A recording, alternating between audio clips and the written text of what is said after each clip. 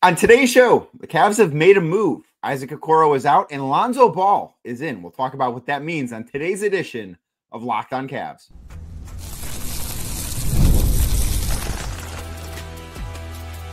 You are Locked On Cavs, your daily Cleveland Cavaliers podcast. Part of the Locked On Podcast Network, your team every day.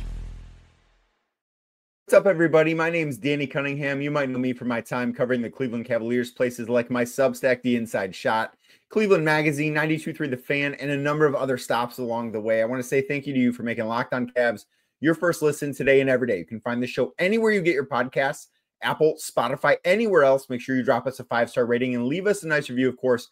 Be a friend. Tell a friend about the show. And if you're watching on YouTube, hit that thumbs up button as we get started here. Click subscribe and hit that notification bell so you don't miss the latest Locked On Cavs content, a proud part of the Locked On Podcast Network, your team every day. In this emergency episode brought to you by Game Time. Download the Game Time app, create an account, and use code LOCKEDONNBA for $20 off your first purchase. Again, that is code LOCKEDONNBA for $20 off that first purchase with Game Time. The Cavs have made their first trade of the offseason. They traded Isaac Okoro to the Chicago Bulls for Lonzo Ball. There are no draft picks involved in this trade. This is a 1-for-1 player trade, and I think that this deal is a big win for the Cavaliers. Now, it's not a deal that comes without risk, but I think it could be one that is a very big win for them. So in getting back Lonzo Ball, I think he's a perfect fit for what the Cavs need, and I think some of those things were really shown in that postseason loss against the Indiana Pacers, where they really struggled to deal with the pressure that the Pacers were able to put on them. I think the Cavs were short on ball handling in that series. I don't think that's some controversial thing to say. And this doesn't come without risks, but Lonzo can provide them ball handling. He can provide them playmaking. He can provide them three-point shooting. He has one of the things that I really do like about him, and I kind of will talk about what I thought of Lonzo Ball coming out of school too. One of the things that I really do like about him is the way that he's sort of turned himself into a good three-point shooter over his career. Because if you remember earlier in his career, one of the knocks on him, and this was certainly something that I didn't like, was what his jump shot looked like, that he wasn't necessarily somebody that had a clean, fluid shooting motion, didn't necessarily know that he was going to project into an average or even above average three-point shooter. Well, for his career, he's just under 40%. And I know he's dealt with injuries. We're going to talk about that. But he started his career rookie year 30%, 33%, 37%, 37%, 42%. Now, of course, limited games because of injuries. And then this year in 35 games that he played, he shot 34%, also was dealing with a wrist injury. But he provides a lot of what they need. Offensively, can be a pressure release type guy. And I think that some of the pairings, some of the lineups that they can trot out with him, I think could be really, really good for this Cavs team. Defensively, he's a good defender. I don't think he is as good as Isaac Okoro, but he's also a guy that has a little bit more size. For so much that gets talked about with the Cavs having an undersized backcourt, I think one of the things that Lonzo Ball brings to the table here is that he is a 6'6" guard. He is a 6'6" guard that is a good defender, because when you talk about Donovan as being an undersized guard, which of course Kenny Atkinson is pushed back on because of Donovan's wingspan, which I do think is a fair thing to push back on. Not saying that he is a big guard, but I do think the undersized stuff is a little bit overblown with him. And then there's no questioning that Darius Garland is undersized, because he certainly does not have the same wingspan that Donovan Mitchell has. But having a third guard, and this was one of the things that made, I think, Ty Jerome last year valuable offensively, is that he was 6'5". Now having a third guard that is 6'6", and then even when you add in Tyrese Proctor, who we have no idea whether or not he will be a good NBA player at 6'5", I think that this is a good thing to have behind those guys. I really do think that this is the right type of swing. Now, as I mentioned, it doesn't come without risks. Lonzo Ball has been in Chicago since the 2021-2022 season. That year, he played 35 games. This past season that just wrapped up, he played 35 games. So if you add those two numbers together, what do you get? You get 70 games played in those 2 seasons. And then 2 seasons between them did not play a single minute of basketball because of a very difficult for him knee injury to get through.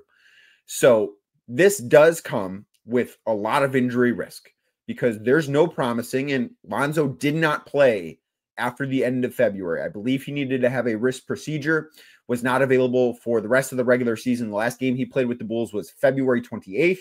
Did not then play in the play-in tournament either.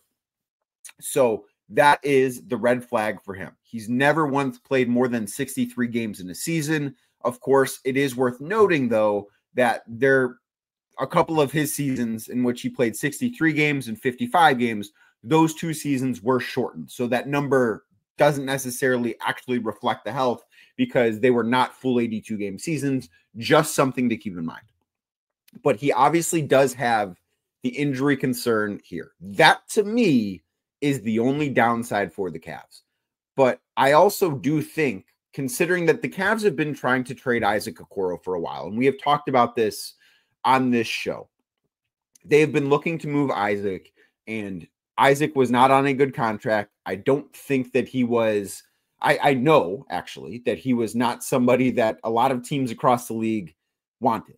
I think if there was a higher desire for Isaac Okoro across the NBA, he would have been traded probably a week ago. But I do think that there just wasn't really much out there as the Cavs were looking to move him. So this is a deal that I do think you have to look at, even if Lonzo Ball doesn't play or doesn't play much or isn't all that useful. I do think that you kind of have to look at this as a win for the Cavs because they did.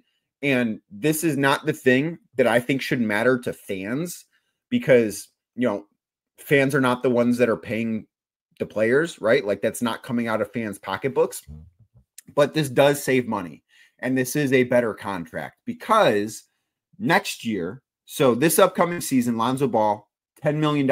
I believe there are some injury protections, as ESPN's Bobby Marks pointed out. I don't know the fine print of his contract to know for sure, but that is certainly part of it. And then next year is a team option for $10 million, where Isaac Okoro's contract is 11 and then 11 and change, I believe, next year. I think it's 11 this year and 11.6 next year. So this is something that the Cavs, 1, do save some money this year, and 2, if it doesn't work out for Lonzo, the Cavs could theoretically flip him for something else as an expiring contract, or they can just decline his club option and they get a little bit of breathing room against that second apron potentially next summer. Like this is, I think, a really good swing for that reason and for what he can provide on the floor. I do think that there are some fun lineups that I would really like to see Lonzo Ball be a part of in Cleveland. And maybe these aren't all fleshed out, and I'm doing this roughly an hour after news broke. As you can imagine, it was a lovely Saturday morning here in Cleveland, and I was taking a nap, and I was awoken to the Cavs have made a trade. So this was the first thing I started to do after that. But in thinking about potential lineups, with the playmaking that Lonzo brings to the table, I really, really think that if he is healthy, having him on the floor alongside Donovan Mitchell and Evan Mobley could be a lot of fun offensively for this Cavs team.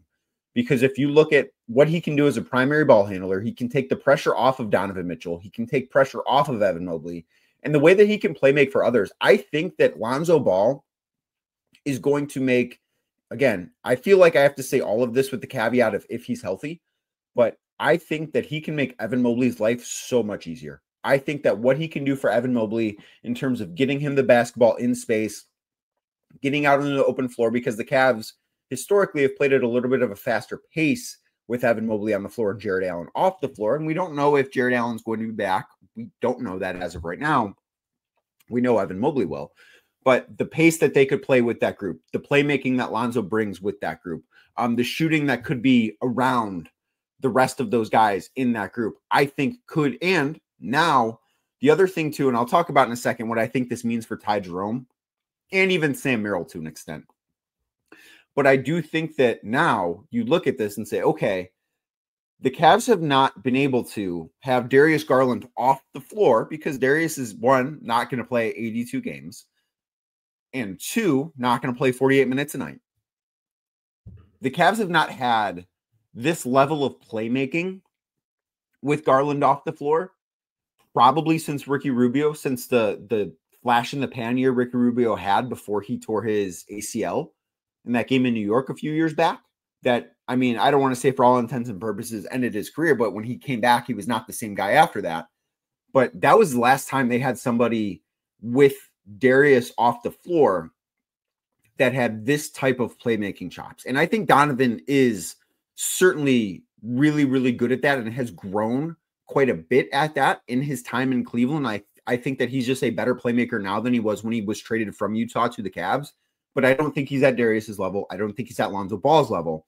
And I think that this is a really good thing for him. I think it's a really good thing for Evan Mobley. I think overall, it's a really good thing for the Cavs. This is the type of trade that is not without risk, because something could happen given Lonzo Ball's injury history, and he might never play for the Cavs. And that is obviously not the most likely outcome, but given his injury history and how severe that knee injury that cost him 2 seasons was, that is something that you at least have to think about.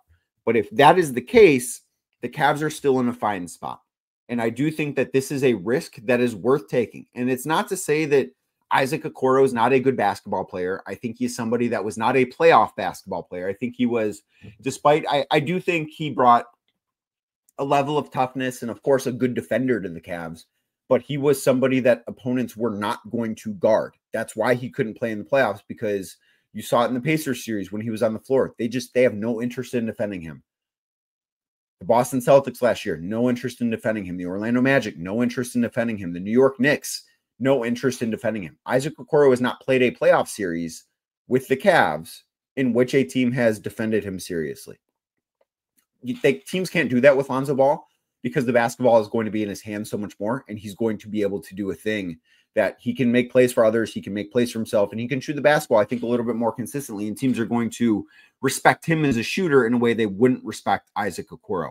I think other than the defense, the biggest thing the Cavs will miss from Isaac Okoro, probably his screen setting ability, because he, for a guard, was a very, very good screen setter. So that is something that will have to change about their offense. But overall, I think this trade, while not without risk, I think is a very smart one for the Cavs. And I don't know that they could have done much better than this deal for Isaac Okoro. If you remember, if you go back, I think it was last week or maybe 2 weeks ago, did a fake trade episode.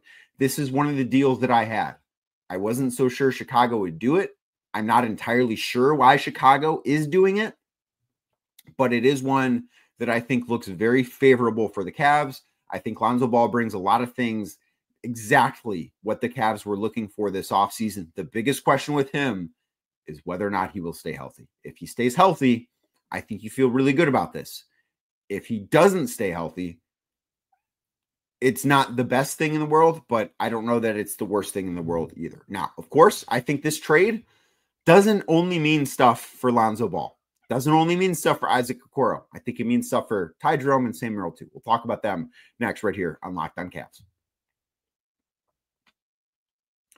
Today's show is brought to you by Skims. Yes, we're going to talk about my underwear because Skims has the best underwear that I've ever worn. Throughout my life, I have worn the same style of underwear. I am a 5-inch inseam. I like the stretch underwear. That is what I'm into. I like feeling athletic, if you will. That's what I'm going for in underwear. And that is what I've always worn. And with that, I've worn a lot of different brands. You name it, I've probably tried it. But I've not found a brand that fits me or feels as comfortable as Skims does. It feels like I'm just in the best underwear there is because it's the best underwear that I've worn. I feel luxurious when I have it on. It is my favorite underwear that I've ever worn. And it's, I didn't know what to expect when I first got the package in the mail. And now it's like, can I get some more of this? Like, this is great. This is the best underwear that I've ever had. I'm never more comfortable. It doesn't bunch up on the sides, which has been a big problem for me with different underwear brands. This keeps its shape. And I think that alongside the material, the material is fantastic. It is incredibly comfortable and breathable, but the fact that it keeps its shape, to me, one of the best things about this underwear. It is really, really fantastic. And if you want to feel as good about your underwear as I feel about my underwear, well, you need to shop with Skims. So shop Skims Men's at skims.com. That is skims.com. And let them know we sent you. After you place your order, select podcast in the survey and select this show in the drop-down menu that follows. Again, shop Skims Men's at skims.com. That is skims.com. If you want to feel as good about your underwear as I do, go to Skims. Today's show is also brought to you by Epicor. Every team knows the value of hard work, of taking pride in what you build and practicing every detail to get the very best results. But no one player, no matter how amazing, can do it all alone. Working together makes getting the win easier. And at Epicor, the All-Stars are the hardworking manufacturers and distributors who create and deliver the things we all need, from aerospace to electrical to medical devices. Epicor ERP solutions are created by industry experts to help make every day easier. Seeing your whole supply chain is easier. Managing logistics is easier, and responding to price changes is easier. From small businesses with big dreams to growing enterprises with global visions, they'll equip you with the right tools to move forward, think ahead, and lead the way. Because as the clock ticks down, you need to make the most of every hardworking minute. Easier doesn't cut corners. Easier takes the lead. Discover your success at easierwithepicor.com. That is easierwithepicor.com.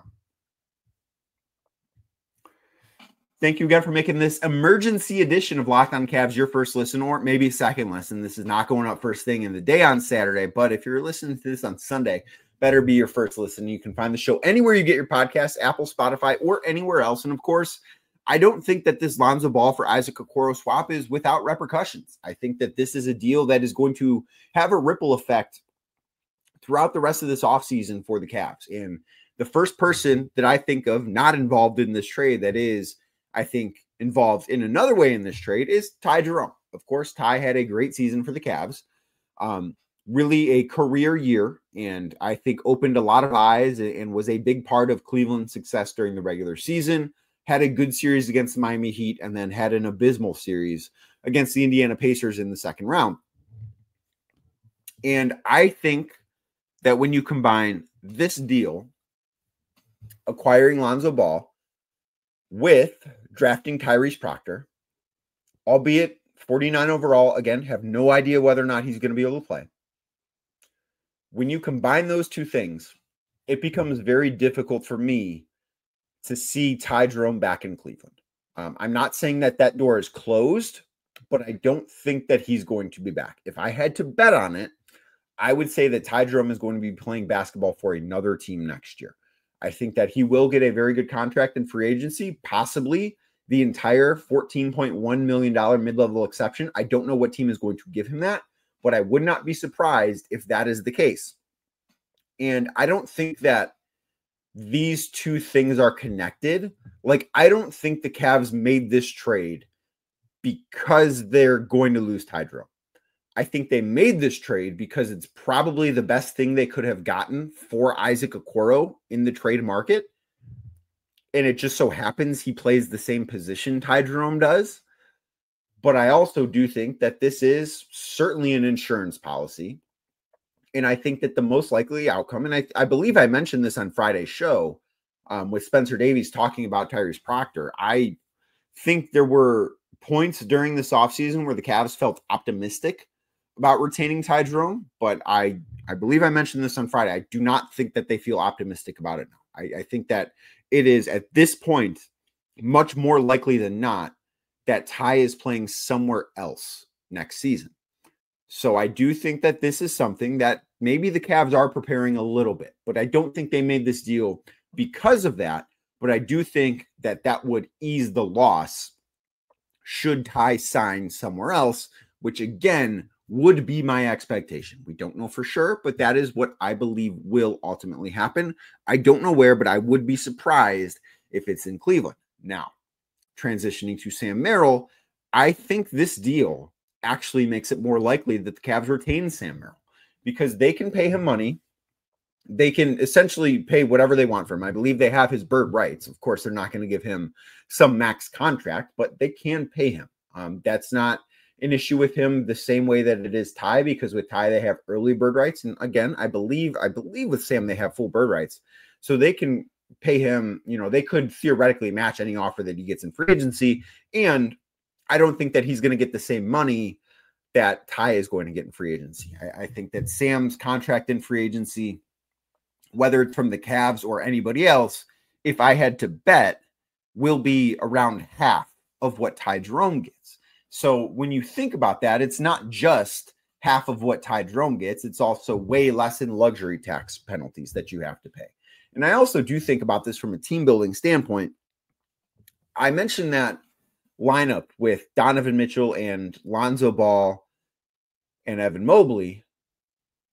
And because of how the Cavs, because of Lonzo's size there, like you could theoretically have Sam Merrill on the floor there, and Lonzo's playing the 3 because he is 6'6", where he can play the 3 defensively and he can defend opponents' wings. Where I think a lot of the problem with Sam last year was that he was playing the 3 so often, and you can get away with that on offense. Like, that's fine. That's not a big deal. But defensively, having to defend other teams' wings, and I think Sam is a good defender. He's not a great defender, but I think he's a better defender than probably what his reputation says he is.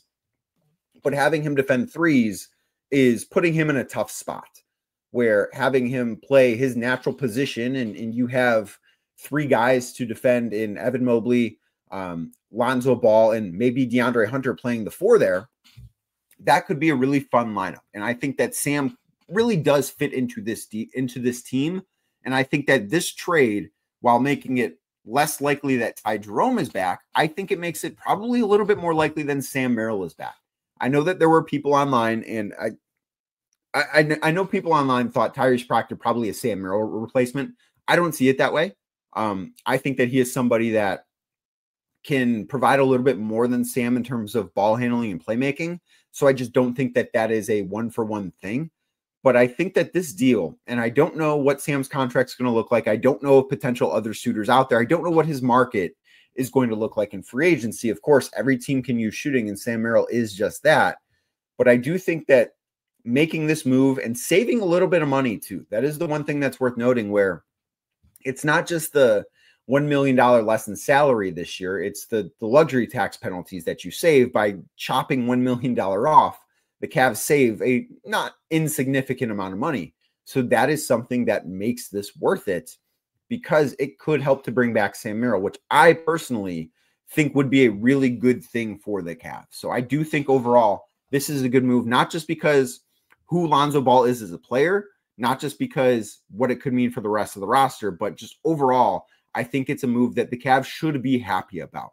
Now, I have to talk about what I thought about Lonzo coming out of the draft when he left UCLA years ago and how he's transformed his game, because I think it's been a very interesting journey for him, and I think it's a cool story, certainly to talk about. So we're going to do that next right here on Locked On Cavs.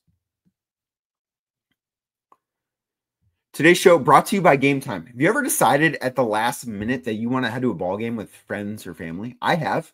I've absolutely done that. I do it probably a couple times a summer, even if, maybe I just want to go by myself on like a Thursday afternoon or a Wednesday afternoon at noon when hanging out alone. Why not just head down to the ball yard, catch the local 9, even if they can't hit the broadside of a barn right now.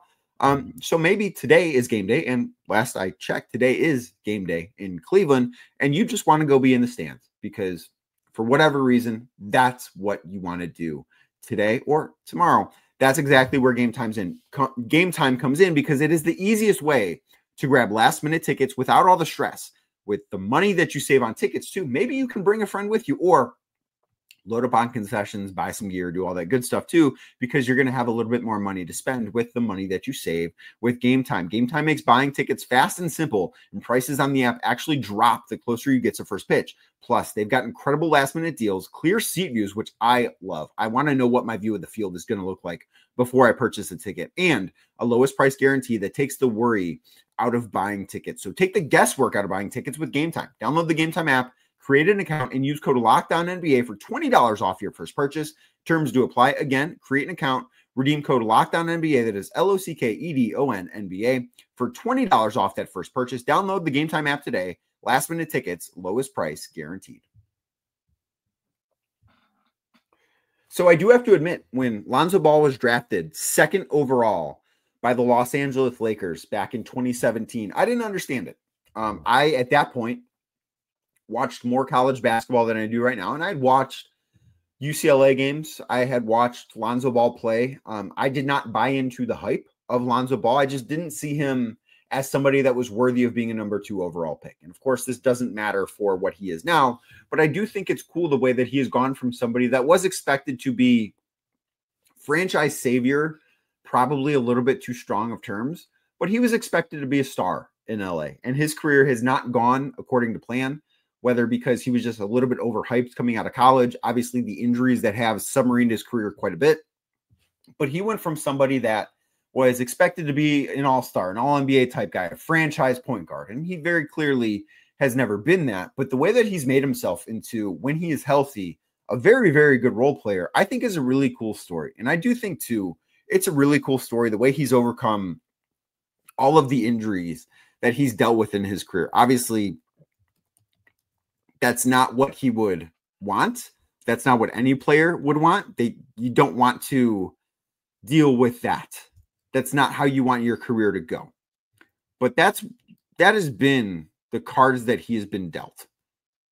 And I think that the way that he fought back from the knee injury is a really cool thing. And there's a story that ESPN did. I believe it was Ramona Shelburne. Yes, it was. Ramona Shelburne did a really great job detailing what Lonzo Ball's return to the NBA was like. So he missed 1,000 days because of this knee injury.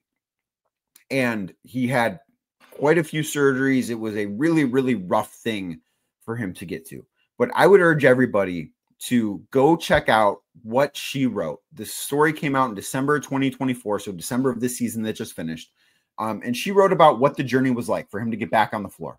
I would go recommend that. I think it's a really, really cool thing. I think it's a thing that every Cavs fan should go read to try and learn just a little bit more about the newest member of the Cavs. But again, overall, I think this is a trade that, while not without risk, is a very good one for the Cavs. I don't think they could have gotten anything better than Lonzo Ball for Isaac Okoro.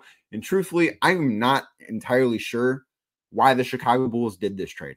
It doesn't necessarily make sense to me, but I think it's a very, very good trade for the Cleveland Cavaliers. I mentioned on the podcast the other day, after the first round of the draft, that the Cavs should be calling the New Orleans Pelicans to see what kind of trades they want to make. The Chicago Bulls, I think, are a front office that needs to be mentioned there. I just don't necessarily understand a lot of their deals. And maybe this is one that, similar to what Oklahoma City did, acquiring Alex Caruso last year from the Bulls in a player-for-player swap. Of course, Caruso healthier, and the Bulls did better getting Josh Giddey back than Isaac Okoro. But maybe this can be the Cavs version of that trade going into next season. But thank you for making this emergency episode of Locked on Cavs your first listen on this beautiful Saturday. You can find the show anywhere you get your podcasts. If you found this, make sure you hit that subscribe button on Apple, Spotify, or anywhere else. And if you're watching on YouTube, as we get out of here, hit that thumbs up button for me, click subscribe, and hit that notification bell. I'll be back on Monday talking more about the Cleveland Cavaliers.